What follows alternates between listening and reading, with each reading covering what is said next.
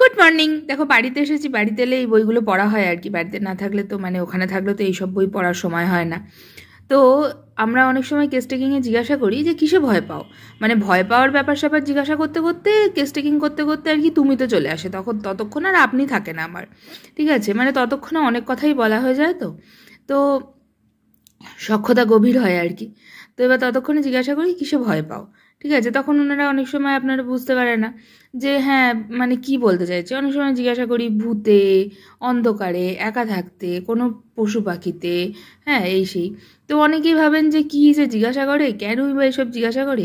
But এগুলোর প্রচণ্ড importance আছে ওষুধ দেওয়ার ক্ষেত্রে। দেখো এখানে লেখা আছে, যেটা আমি সবুজ কালি দিয়ে মার্ক করে দিয়েছি, যে লোকজন যারা কুকুরের জন্য রাস্তাটা ওইদিকে পেরিয়ে তারপর যায় এদিকে কুকুর থাকলে। তো এগুলো সত্যিই কিন্তু আমাদের দরকার লাগে জানো তো ওষুধ দিতে, এবং খুব মার্কড পয়েন্ট এগুলো। বাই।